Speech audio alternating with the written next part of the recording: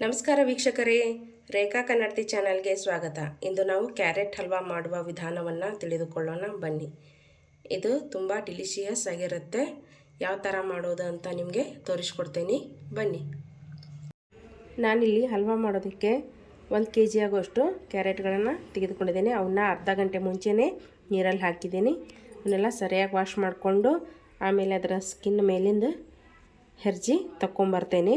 ಆಮೇಲೆ ಇದನ್ನು ತುರ್ಕೊಂಡು ಬಂದು ನಿಮಗೆ ತೋರಿಸ್ತೀನಿ ಯಾವ ರೀತಿ ತುರ್ಕೊಂಬಂದಿದ್ದೇನೆ ಅಂತ. ಕ್ಯಾರೆಟ್ ಹಲ್ವಾ ಮಾಡೋದಕ್ಕೆ ಈ ಥರ ದಪ್ಪ ಇರುವಂತಹ ಕ್ಯಾರೆಟನ್ನು ತಗೋಬೇಕು.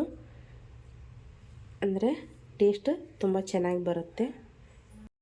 ಈಗ ಕ್ಯಾರೆಟನ್ನು ತುರ್ಕೊಂಡು ಬಂದಿದ್ದೀನಿ. ಅದಕ್ಕೆ ತುಪ್ಪವನ್ನು ಸೇರಿಸ್ಕೊಳ್ಳೋಣ. 4-5 ಸ್ಪೂನ್ ಆಗುವಷ್ಟು ಗಟ್ಟಿ ತುಪ್ಪವನ್ನು ಸೇರಿಸ್ಕೊಳ್ತಾ ಇದ್ದೀನಿ ನಾನಿಲ್ಲಿ.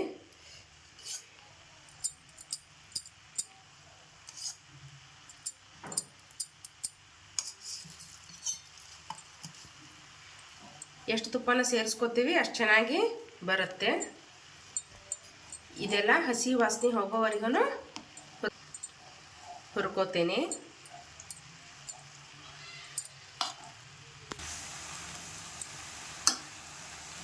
ಮೀಡಿಯಂ ಫ್ಲೇಮಲ್ಲಿ 10ರಿಂದ 15 ನಿಮಿಷ ಕೈ ಬಿಡದಾಗೆ ಕೈ ಆಡಿಸ್ಕೋಬೇಕು. ಅಂದರೆ ಹಸಿ ವಾಸನೆ ಹೋಗುತ್ತೆ.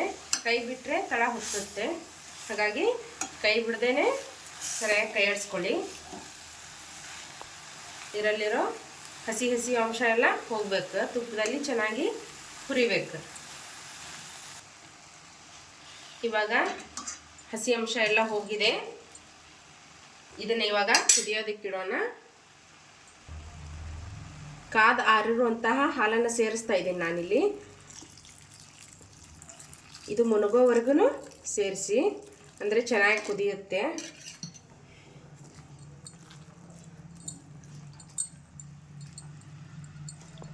ಇನ್ನೂ ಸ್ವಲ್ಪ ಹಿಡಿಯುತ್ತೆ.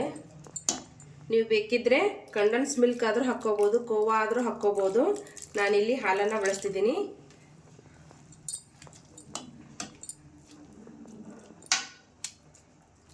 ಸಾಕು. ಒಂದು 10-15 ನಿಮಿಷ ಕುದೀಲಿದೆ ಚೆನ್ನಾಗಿ. ಮಧ್ಯ ಕೈ ಆಡಿಸ್ತಾ ಇರೋಣ. ನೋಡಿ, ಈ ಥರ ಕುದ್ದು ಎಲ್ಲ ಕಡೆಯಿಂದ ತುಪ್ಪ ಬಿಟ್ಕೋಬೇಕು. ಒಂದು ಸೈಡಿಂದ ತುಪ್ಪ ಬಿಟ್ಕೋತಾ ಬರ್ತಾ ಇದೆ. ಹಾಲೆಲ್ಲ ಇಂಕೋಬೇಕು. ಅಲ್ಲಿವರೆಗೂ ಇನ್ನೂ ಸ್ವಲ್ಪ ಹೊತ್ತು ಕುದಿಯೋದಕ್ಕಿಡೋಣ. ನೋಡಿ, ಎಲ್ಲ ಹಾಲೆಲ್ಲ ಇಂಕೊಂಡಿದೆ. ಕ್ಯಾರೆಟ್ ಕೂಡ ಬೆಂದಿದೆ. ಈ ಹಂತದಲ್ಲಿ ನಾವೇನು ಮಾಡೋಣ, ಸಕ್ಕರೆಯನ್ನು ಸೇರಿಸ್ಕೊಳ್ಳೋಣ. ನಾನು 1/4 kg ಆಗುವಷ್ಟು ಸಕ್ಕರೆಯನ್ನು ತೆಗೆದುಕೊಂಡಿದ್ದೀನಿ.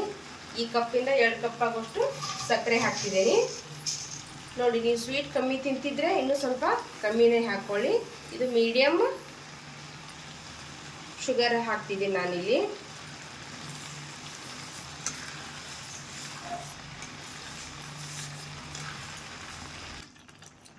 ಇದಕ್ಕೆ ಬೇಕಿದ್ರೆ ಬೆಲ್ಲ ಕೂಡ ಹಾಕೋಬಹುದು. ಶುಗರ್ ಇದ್ದವರು ಬೆಲ್ಲವನ್ನು ಬಳಸಿ ಮಾಡ್ಕೋಬಹುದು.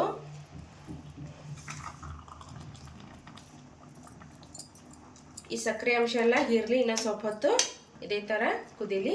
ಲಿಡ್ಡನ್ನು ಒಂದು 5 ನಿಮಿಷ ಕ್ಲೋಸ್ ಮಾಡಿಡ್ತೇನೆ ನಾನು. ನೋಡಿ, ಸಕ್ಕರೆ ಕರಗಿಂದ ಮತ್ತೆ ನೀರಾಗುತ್ತೆ. ಇದೊಂದು ಸ್ವಲ್ಪ ಹೀರ್ಕೊಳ್ಳಿ. ಅಲ್ಲಿವರೆಗೂ ಇದೊಂದು 5 ನಿಮಿಷ ಚೆನ್ನಾಗಿ ಬೇಯಿಸ್ಕೊಳ್ಳೋಣ.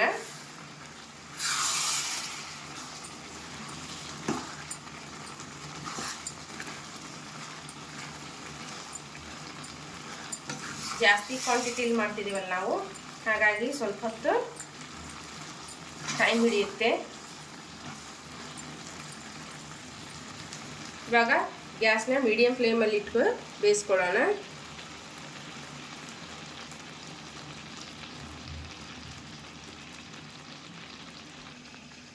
ಈ ಕಡೆ ಒಂದು ಕಡಾಯಿನ ಇಟ್ಕೊಂಡು ಅದಕ್ಕೆ 1 ಸ್ಪೂನ್ ಆಗುವಷ್ಟು ತುಪ್ಪ ಹಾಕ್ಕೊಂಡು ಡ್ರೈ ಫ್ರೂಟ್ಸ್ನ ಕರ್ಕೊಂಡು ತಕ್ಕೊಳ್ಳೋಣ.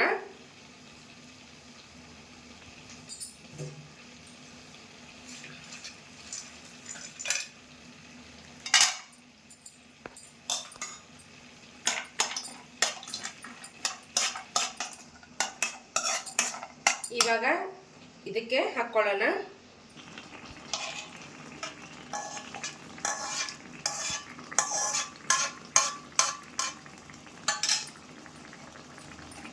ಗ್ಯಾಸ್ನ ಬಂದ್ ಮಾಡಿಬಿಡೋಣ. ಸಾಕು, ಬೆಂದಿದೆ.